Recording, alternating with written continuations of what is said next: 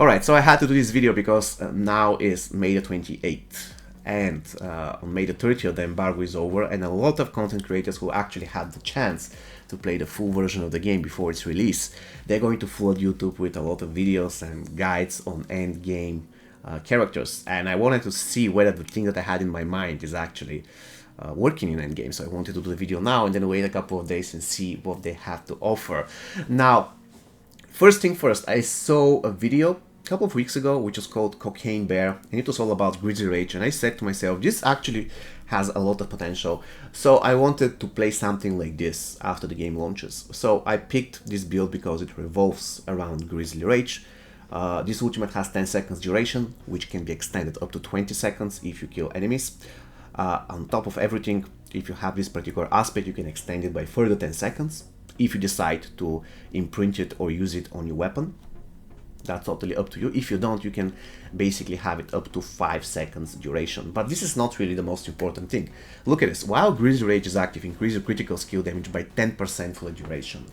And I can understand that like this thing stacks for as long as Grizzly Rage is active.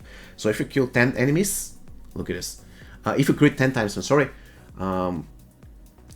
you can increase your critical damage by 100%. If you kill 20, by 200%, you name it. So this is how I understand it. Correct me if I'm wrong in the comment section. So the point is, I want to be bear and I want to crit.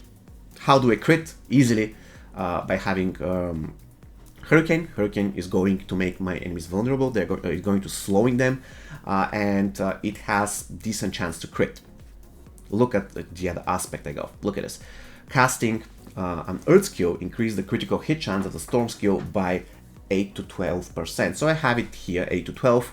I have here another 5, and in the skills I have another percent to increase. Where was that particular thing? Was it here? That's right there, sorry. So I have another 6% from the skill tree. So in a way, you have about 20%, and that's excluding the gear that you might have.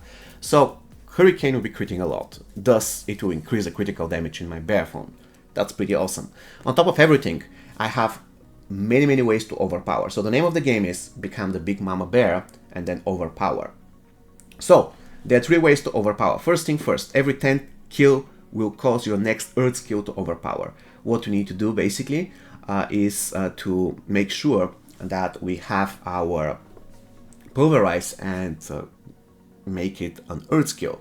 And this is what we are basically doing.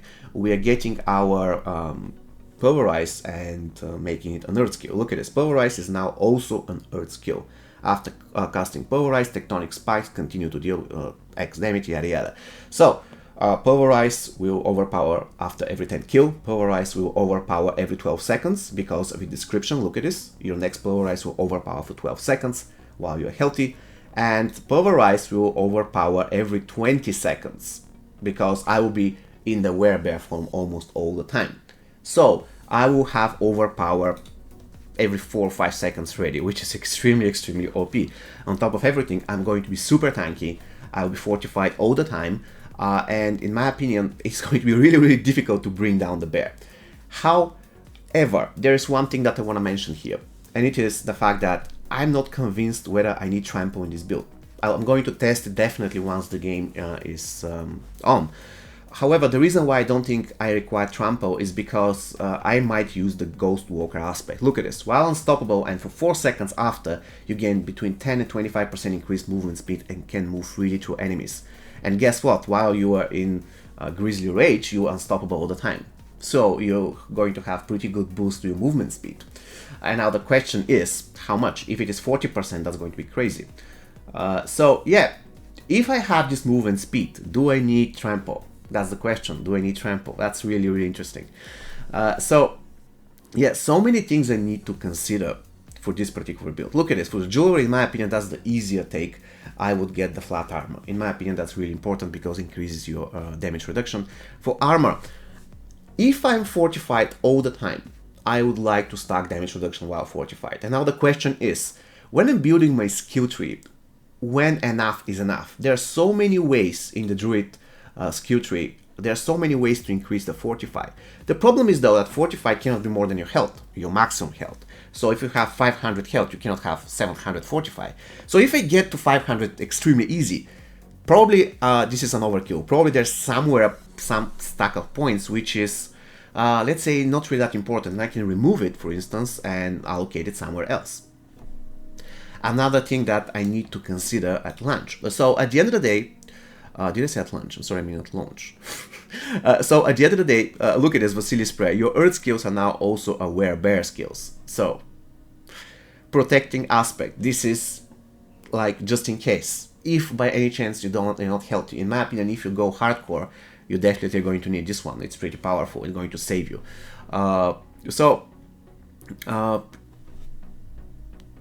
Like the end game Druid, guys, has a lot of potential. In my opinion, it's going to be extremely, extremely good. Another thing that I missed to mention is that the damage from Earth skill slows enemy hit by between 25 and 50%. This is going to be really, really great. So why it is important that we are slowing them down? Because first thing first, we already established that Pulverize is an Earth skill thanks to the legendary aspect. And look at this. Earth skills deal 15% increased damage to slowed, stunned, immobilized, or knocked out enemies, and they're going to be slowed. On top of everything, while you have 45 or over 50% of your maximum health, which I hope is going to be like all the time, the Earth skills deal 12% increased damage. So there are so many ways to make sure that you're extremely tanky and you deal massive damage that will basically one-shot everything. So yeah, in my opinion, this is going to be one of the most viable builds for Druid. Not exactly this one, but something similar. A build that relies on Pulverize plus Grizzly Rage. Once again, I'm not convinced that Trample and Hurricane are the best possible options for this build. They might work, but they might not work. I need to test that once the game launches. But for instance, you can try Debilitating Roll if you want to be even more tanky. That's going to be an option. Or if you try, you can select Poison Creeper, one of the best skills for Druid. But at the end of the day, in my opinion, this one will work as well. It's going to be pretty awesome. And the fact that you will be in Grizzly Rage form like all the time, you'll be faster. That's crazy. You'll be like, you have overpowered Pulverize like literally all the time.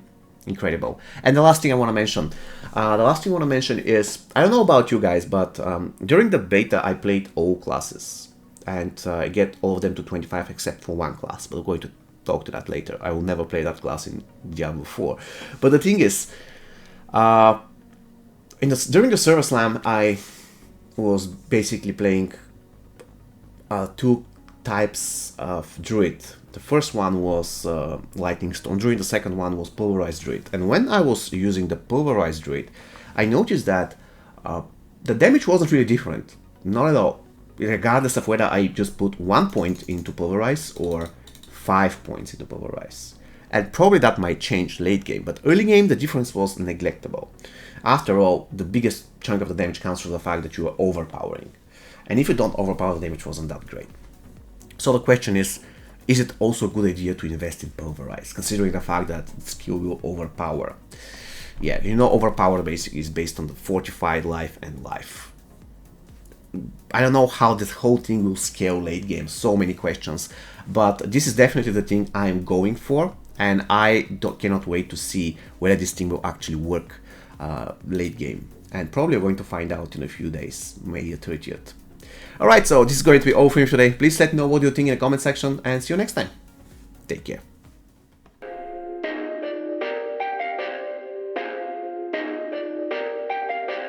Perfect.